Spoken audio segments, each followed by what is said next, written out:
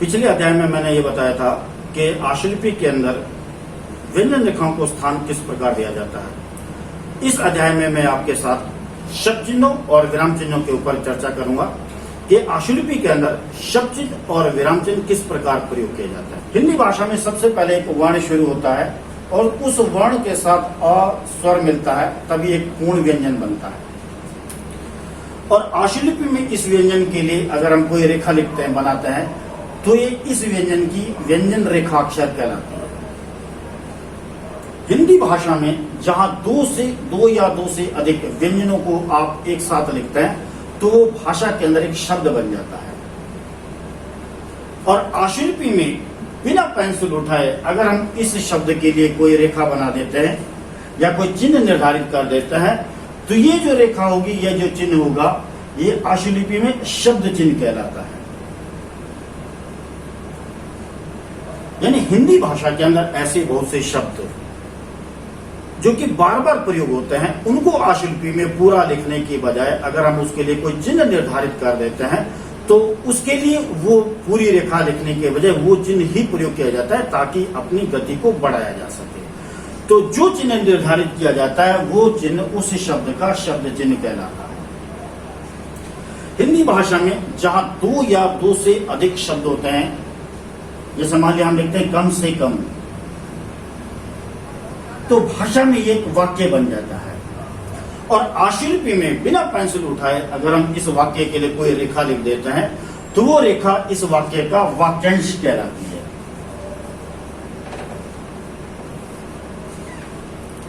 इस प्रकार आशुलिपि के अंदर शब्दों के लिए जो निर्धारित चिन्ह होंगे वो उस शब्द का शब्द चिन्ह कहलाते हैं। और आशुलिपि में लिखते वक्त पूरी रेखा लिखने के बजाय वो चिन्ह ही प्रयोग किया जाता है। जिस तरह से ये बहुत से शब्द लिखे हुए हैं, इनके हमने चिन्ह बनाए हुए हैं। इससे पहले मैं आपको बता दूं कि हिंदी भाषा में विराम चिन्ह किस प्रकार प्रयोग किए जाते हैं।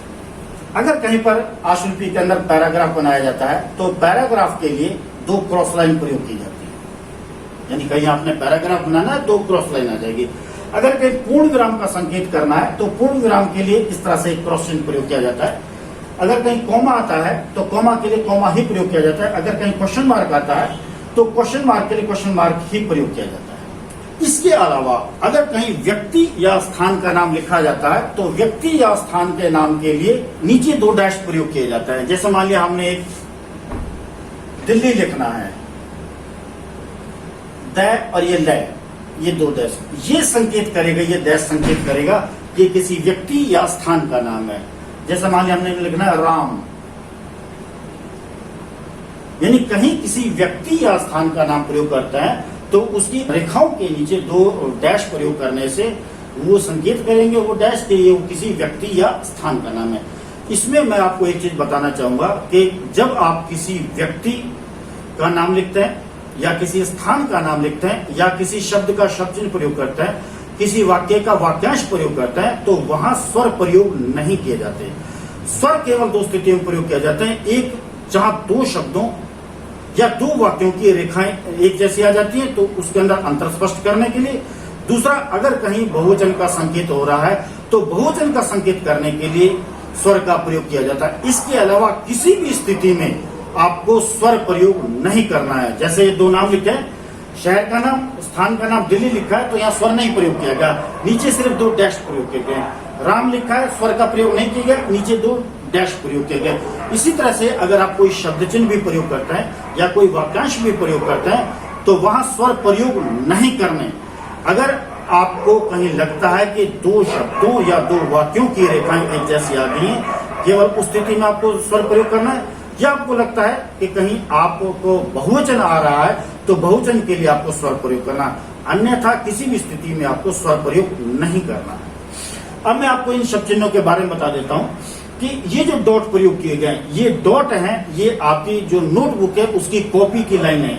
यहां सबसे पहले की और की, ये आपका च का 1/3 लाइन से ऊपर, ये आपकी के लिए च रेखा का 1/3 लाइन पर, ने के लिए पै रेखा का 1/3 लाइन से ऊपर। तो जितना जितने जितनी, ये आपके पास पै का 1/3 लाइन पर, का और को कै रेखा का 1/3 का के लिए लाइन से ऊपर और को के लिए लाइन पर। कै रेखा हल्की है तो ये दोनों रेखाएं भी हल्की हैं। आ, हो और हो ये गै का 1/3 है। आ के लिए लाइन से ऊपर, हो के लिए लाइन पर, हो के लिए लाइन से नीचे। गै रेखा गहरी है तो ये तीनों भी गहरी रेखाएं हैं। मैं, उस, उसी ये तय रेखा का 1/3 है। मैं के लिए लाइन से ऊपर, उसके लिए लाइन पर, उसी के लिए लाइन से नीचे। है के लिए डॉट, है के लिए डॉट लाइन से ऊपर, है, ही और हूं के लिए डॉट लाइन पर। एक, किया, किए कै रेखा लाइन से ऊपर, कै रेखा हल्की है तो ये भी रेखा लाइन से ऊपर हल्की रेखा है। कह, कहा, कहे, कही, अधिक कै रेखा लाइन पर हल्की रेखा है। आएगा, आएगी गै रेखा लाइन से ऊपर, गै रेखा गहरी है तो ये रेखा भी गहरी है। होगा और होगी गहरी रेखा लाइन पर। मालूम मैं रेखा लाइन से ऊपर। मैं, तुम, तुम्हें मैं रेखा लाइन पर। जहां तहां हुआ, हुए, हुई है रेखा है। जहां के लिए लाइन से ऊपर, तहां के लिए लाइन पर, हुआ, हुए, हुई है रेखा लाइन काट कर। दूसरा, दूसरे, दूसरी रह रेखा लाइन से ऊपर। रह, रहा, रहे, रही, रहो रह रेखा लाइन पर। हो रहा, हो रहे, हो रही रह रेखा लाइन काट कर। इधर रह रेखा डाउनवर्ड वक्र रेखा लाइन से ऊपर। उधर उदाहरण रह रेखा डाउनवर्ड लाइन पर। इस तरह से अगर किसी भी शब्द में ये अगर शब्द आ जाते हैं तो उनके लिए पूरी रेखा लिखने के बजाय ये चिन्ह प्रयोग किए जाएंगे और इनके लिए आपने इनका बार बार अभ्यास करना है ताकि ये आपको याद हो सके। अगर कहीं भी किसी वाक्य के अंदर आते हैं तो आपको इनके लिए पूरी रेखाएं लिखने की बजाय आपके ध्यान में इस तरह से बैठ जाए कि आप रेखाओं लिखने के बजाय ये शब्द चिन्ह ही प्रयोग करें। ये कुछ उदाहरण है जिनके द्वारा मैं आपको समझाना चाहता हूं। जैसे पहला एक वाक्य आ गया, उड़ीसा में अन्न की कमी है।